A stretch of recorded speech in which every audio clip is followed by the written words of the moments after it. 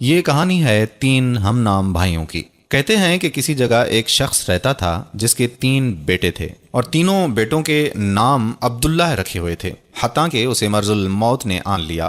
اس نے اپنے تینوں بیٹوں کو بلا کر وصیت کی کہ عبداللہ کو وراثت ملے گی، عبداللہ کو وراثت نہیں ملے گی اور عبداللہ کو وراثت ملے گی۔ اس کے ساتھ ہی اس کی روح قبض ہو گئی۔ وہ خود تو فوت ہو گئے لیکن اپنے بیٹوں کو حیرت میں ڈال گیا کہ کیسے فیصلہ کریں کہ کن 2 عبداللہ کو وراثت ملے گی اور کس ایک عبداللہ کو وراثت نہیں ملے گی۔ تینوں نے فیصلہ کیا کہ شہر جا کر قاضی سے اپنا مسئلہ بیان کریں اور اس سے کوئی حل مانگیں۔ تینوں اپنے زاد راہ کے ساتھ شہر کے لیے عازم سفر ہوئے۔ راستے میں انہوں نے ایک ایسے شخص کو دیکھا جو اپنی کسی گمشدہ چیز کو تلاش کرتا پھرتا تھا۔ ان بھائیوں کے پوچھنے پر اس نے بتایا کہ اس کی اونٹنی گم ہو گئی ہے جسے وہ تلاش کرتا پھر رہا ہے۔ ایک عبداللہ نے پوچھا کہ کیا تیری اونٹنی ایک آنکھ سے کانی تھی؟ اس آدمی نے کہا کہ ہاں ایسا ہی تھا۔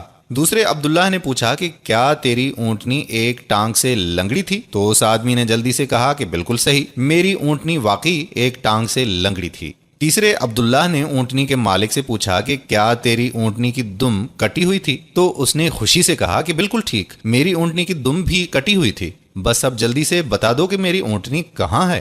تینوں عبداللہ نے مل کر جواب دیا کہ بخدا ہمیں آپ کی اونٹنی کے بارے میں کوئی علم نہیں، ہم نے اسے ہرگز نہیں دیکھا۔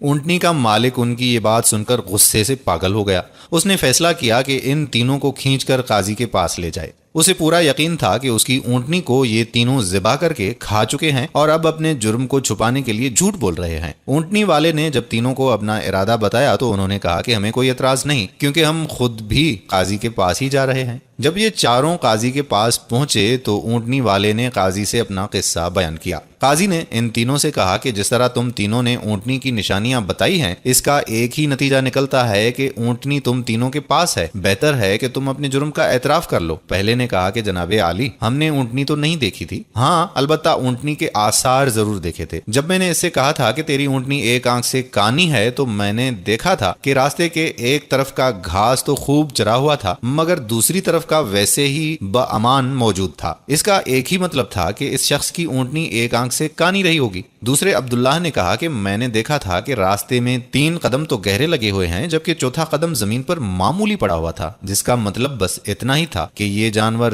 لنگڑا بھی تھا۔ تیسرے عبداللہ نے کہا کہ اونٹ جب راہ چلتے ہوئے اپنا گوبر گراتے ہیں تو دم سے ادھر ادھر بکھیر دیتے ہیں، جبکہ ہم جس راہ سے آئے تھے وہاں پر گوبر ایک ہی لائن میں سیدھا گرا ہوا تھا، جس کا ایک ہی مطلب ہو سکتا تھا کہ اونٹنی کی دم کٹی ہوئی ہے جو اپنا گوبر دائیں بائیں نہیں پھیلا پائی۔ قاضی نے بغیر کسی دیر کے اس آدمی کی طرف دیکھا اور کہا کہ تم جا سکتے ہو، تمہاری اونٹنی ان لوگوں کے پاس نہیں ہے اور نہ ہی انہوں نے اسے دیکھا ہے۔ اونٹنی والے شخص کے جانے کے بعد ان تینوں بھائیوں نے قاضی سے اپنا قصہ بیان کیا، جسے سن کر قاضی بہت حیران ہوا۔ ان تینوں سے کہا کہ تم آج کی رات مہمان خانے میں ٹھہرو، میں کل تمہیں سوچ کر کوئی حل بتاؤں گا۔ یہ تینوں مہمان خانے میں جا کر ٹھہرے تو انہوں نے محسوس کیا کہ ان کی نگرانی کی جا رہی ہے۔ کچھ دیر کے بعد ان کے لیے کھانا لایا گیا جو گوشت کے پکے ہوئے سالن اور روٹیوں پر مشتمل تھا۔ پہلے نے کھانے کو دیکھتے ہی کہا کہ یہ سالن کتے کے گوشت کا بنا ہوا ہے۔ دوسرے نے کہا کہ روٹیاں جس عورت نے پکائی ہیں وہ حمل کے ساتھ اور پورے دنوں سے ہے۔ تیسرے نے کہا کہ یہ قاضی حرام کی اولاد ہے۔ بات جا کر قاضی تک پہنچ گئی۔ اس نے تینوں کو دوسرے دن اپنی عدالت میں طلب کر لیا اور تینوں سے مخاطب ہو کر کہا کہ تم میں سے کس نے کہا تھا کہ یہ کتے کا گوشت پکا ہوا ہے؟ پہلا بولا کہ میں نے کہا تھا۔ قاضی نے باورچی کو بلوا کر پوچھا تو اس نے اعتراف کیا کہ پکانے کے لیے کچھ نہیں تھا، تو اس کو شرارت سوجی اور اس نے کتا مار کر اس کا گوشت پکایا اور ان کو کھانے کے لیے بھجوا دیا۔ قاضی نے پہلے سے پوچھا کہ تمہیں کیسے پتا چلا کہ یہ گوشت کتے کا ہے؟ تو اس نے بتایا کہ گائے، بکری یا اونٹ کے گوشت کے نیچے چربی لگی ہوتی ہے، جبکہ یہ سارا چربی نما تھا جس کے نیچے کہیں کہیں گوشت لگا ہوا تھا۔ قاضی نے کہا کہ تم وہ عبداللہ ہو جس کو اپنے باپ کے مال سے وراثت ملے گی۔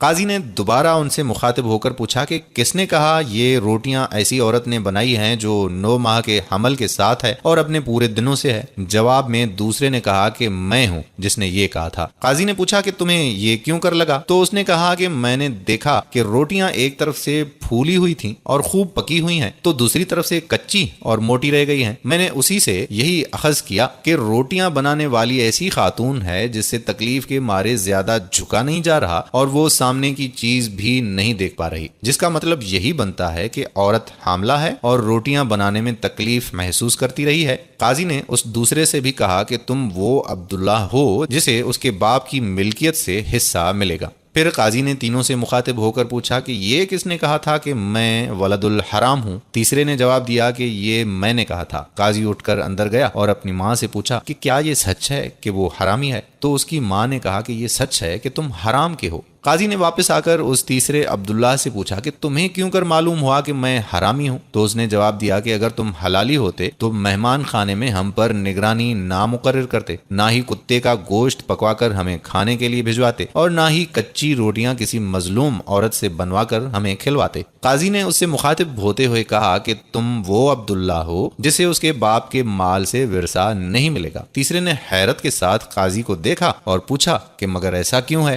قاضی نے کہا کہ کیونکہ ایک حرامی ہی دوسرے ولد الحرام کو ٹھیک ٹھیک پہچان سکتا ہے، اور تم بھی میری طرح حرام کی اولاد ہو۔ وراثت پانے والے دونوں عبداللہ اپنی ماں کی طرف لوٹے اور دریافت کیا کہ ہمارے تیسرے بھائی کا کیا ماجرا ہے؟ تو ان کی ماں نے کہا کہ تمہارا باپ ایک بار صبح کی نماز پڑھنے مسجد گیا تو اس عبداللہ کو دروازے پر رکھا ہوا پایا تھا، اسے گھر لایا، اس کا نام بھی تم دونوں جیسا یعنی عبداللہ رکھا اور اس کی پرورش کی۔ تو دوستو، ایسی ہوتی ہیں عربوں کی حکایتیں جن میں حکمت کے درس بھی ہوتے ہیں۔